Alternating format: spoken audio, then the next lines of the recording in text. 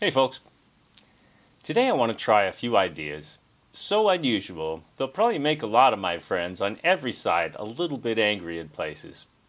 I'm guessing they'll make you laugh a little bit too. Playing around in the third rail. Can't help myself.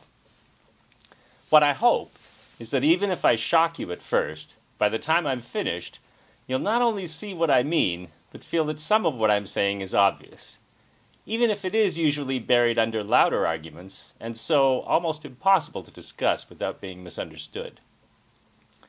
When we're talking about ideas about the world, we usually act as if a short phrase can effectively indicate a huge cluster of ideas. We also tend to debate things as if they are true or not true, even though we know a lot of people lie, and many institutions do that professionally at a very high level. This means that many of the ideas that some think are totally true and some think are totally false are actually truths which have been contaminated by purposeful falsehoods or lies with grains of truth inside them to make them look better. This turns them into traps. If we believe them completely, we're wrong, and if we reject them completely, we're also wrong. Contaminating really good ideas with bad ideas and lies is also a great way to interfere with intelligent discussion about truth, because the bad bits keep coming up alongside the good ones. Okay, now starting from that understanding, allow me to bother you all a little bit with this idea. The culture war is a harmful scam. I'm not saying that there aren't important ideas and debates on the actually many more than just two sides. There are. But the lies mixed in with the ideas of both sides now dominate. There is another important question we can ask about an idea beyond whether we can find appealing reasons to justify or refute it. Is this idea truly useful? What work does it do in the world?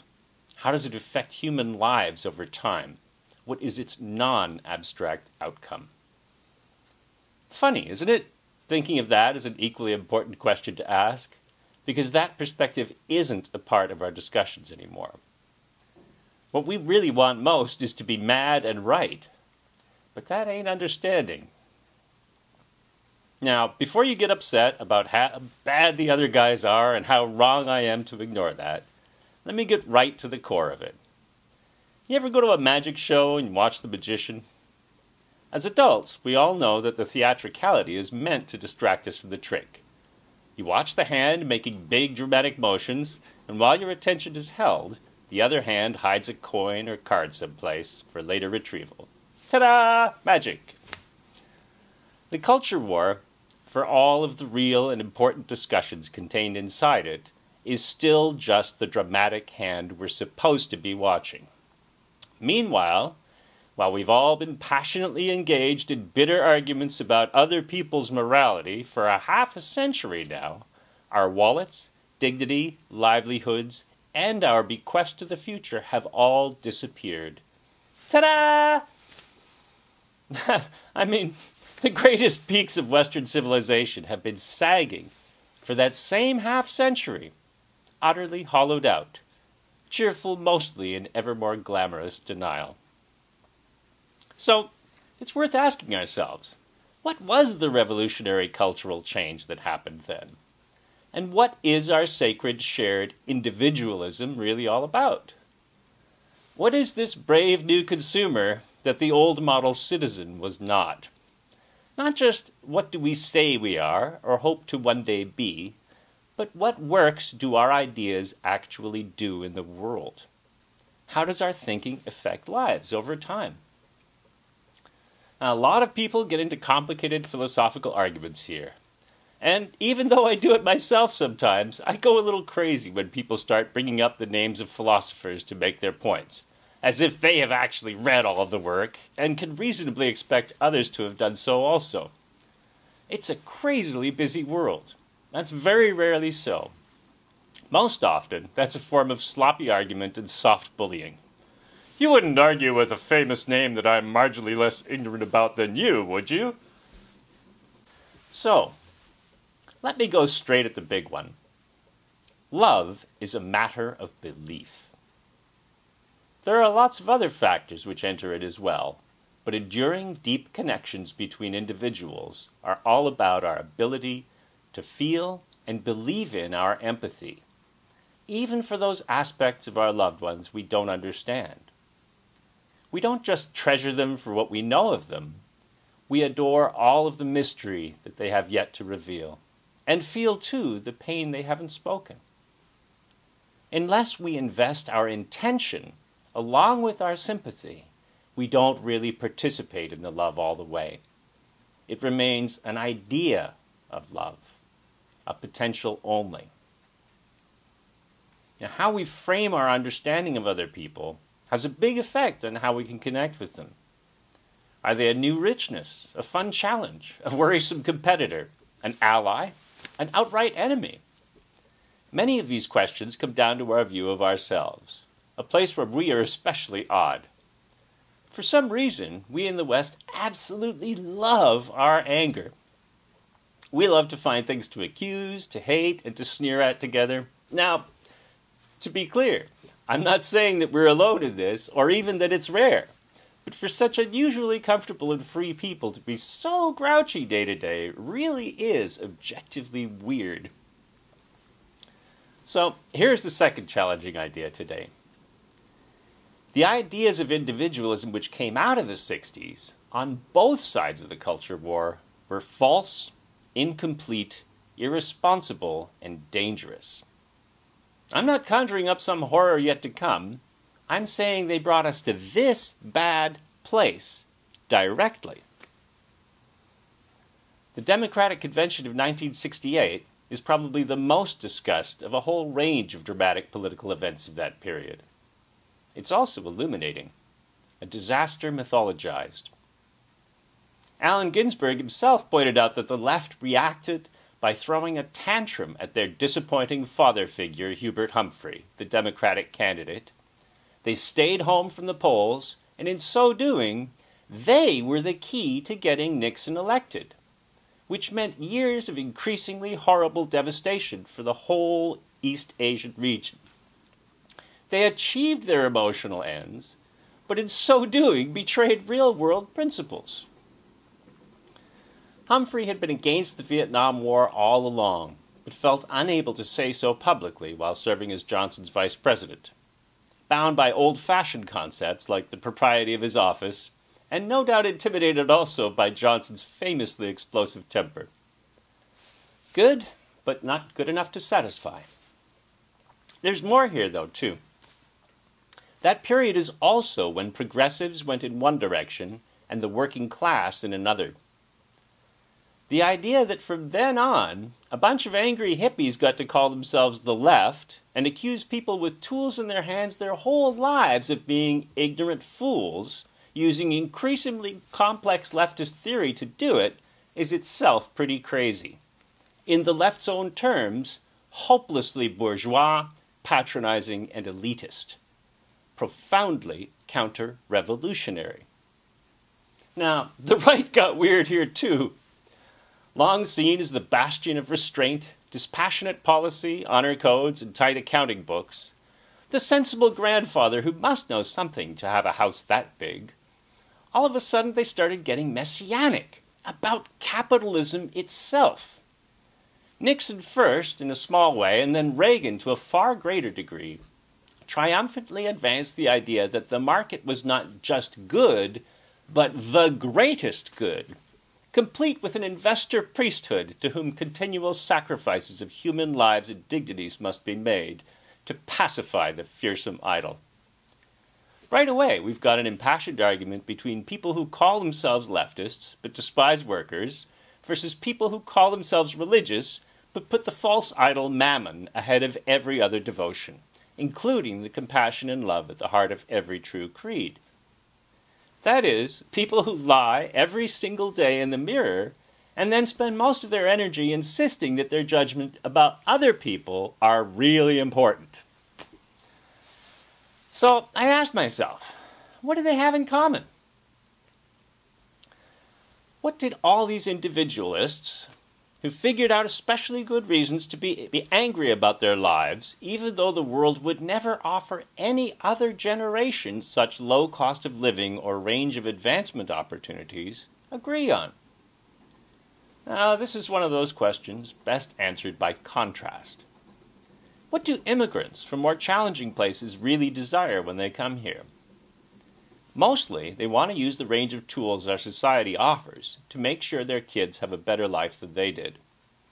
Rich and poor, left and right, you'll have a heck of a time finding anyone from anywhere significantly less decadent than this who doesn't see our system as something good which they can work hard within in order to give their families safety and opportunity they never had. Now, we don't do that so much. Not for that same 50 years. Part of the problem is that a lot of boomers still don't really emotionally appreciate that they were among the luckiest humans who ever lived. They assumed their children entered the same pool of opportunities they did, but this was not ever so. And is much, much less true still for their grandkids and their kids. The other thing that this huge generation did, like no other before it, was to invest in themselves, pouring tons of fuel into the capitalist markets at large, thanks to government retirement savings plans. Even with lower average returns for each following generation, that's remained the main game ever since. Now, traditional parents invested in, and also pressured, their children to excel, so as to provide for them in their old age. But now, we've actually decided on taking an experiment. Our entire society, people left and right, now relies on a long-running, rolling-over account at the world's largest gambling house. In this scenario, money invested in children seems to many wasted. Which raises a question about development that we aren't really supposed to ask. Conventional wisdom suggests that in conditions of desperation and high infant mortality, birth rates are and remain high. Industrialization, urbanization, jobs in the city instead of an extended family in the country reliably turn that equation around. Children are no longer extra help on the farm. Instead, they're an expense. All emotions aside, they go from asset to burden. This is an economist's argument about population. So, it may be that the post-Second World War West was simply raised on television advertising fantasy, indoctrinated for a record level of narcissism deliberately, so as to make sure they embraced the consumerism that the Depression of the 30s had taught many to do without. That alone might explain the strange social distance.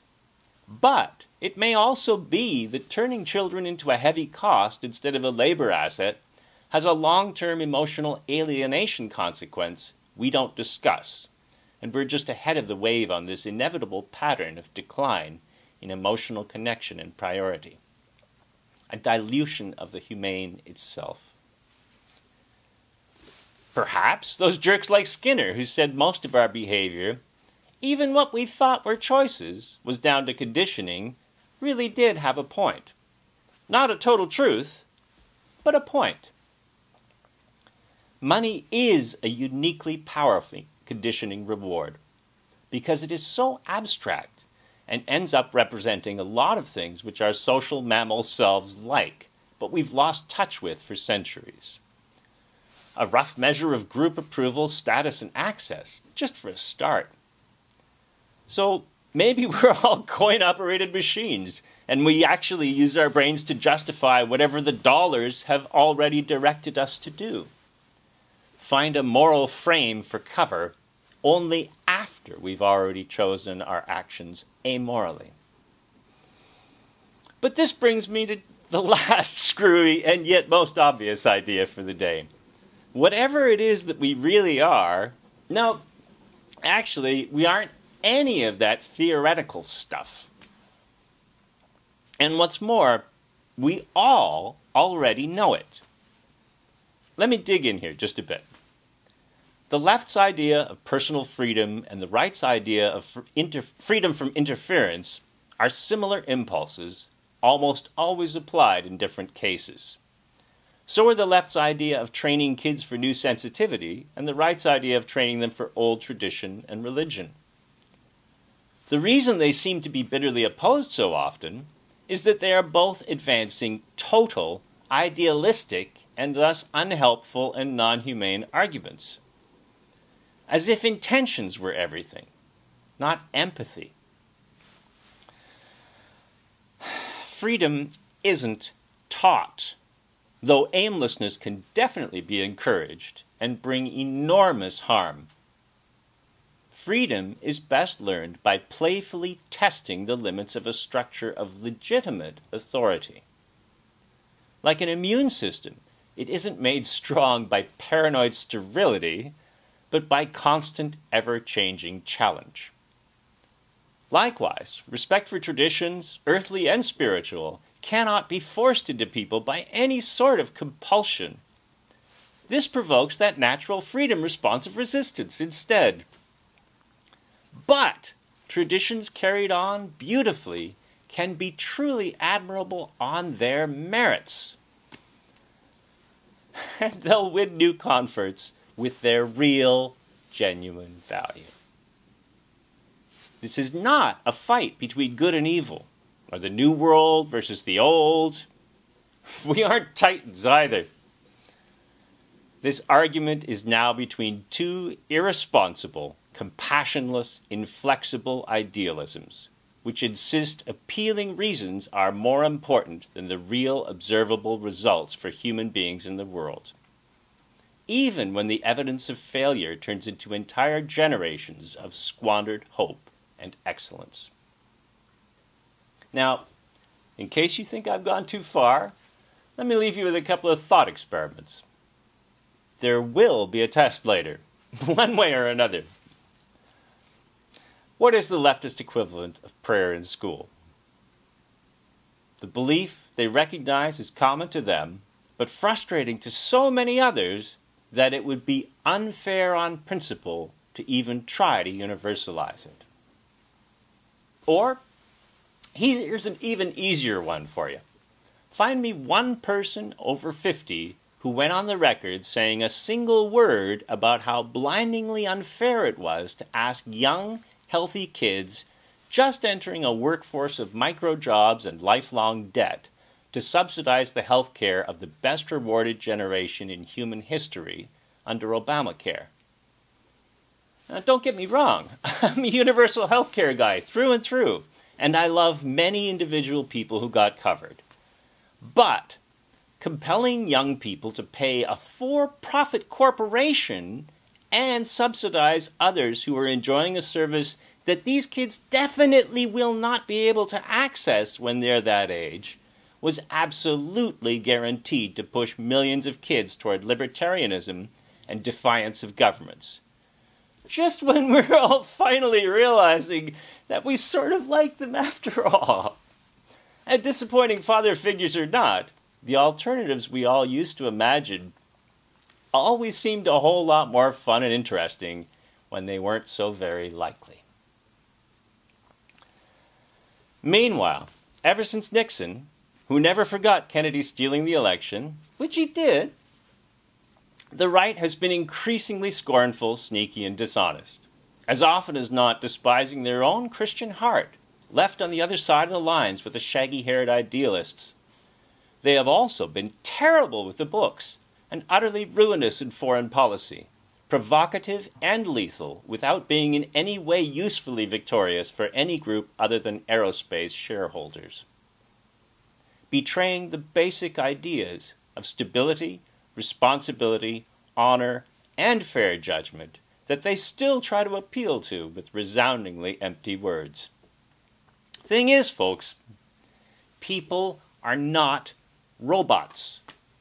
Variation between individuals exceeds variation between types. Seriously, them is just as chaotic as us, and the only reason we refuse to see it is because we're vain and we are more than a little bit in love with our own anger, even when it accomplishes nothing. If we truly loved the people and nature around us, or really felt the love of Christ in our hearts, we would value our compassion more than our anger. Maybe even produce useful things, like a sense of duty and an impetus to humble outreach action, with the very same energy we most often use for yelling at the TV news. But of course, we are heroic individualists, so no one is going to tell us what to do, not even if it's what we say we most want to do. Anyhow, we'd much rather wait until a whole bunch of other heroic individualists do it first, just to make sure it's definitely cool, not to mention entirely safe. Meanwhile, the boring hand that we've been too excited, enthralled, and angry to keep watching is just about to make the entire ecosystem disappear. And my friends, it won't matter much who finally ran it if all this ends in a lifeless planet.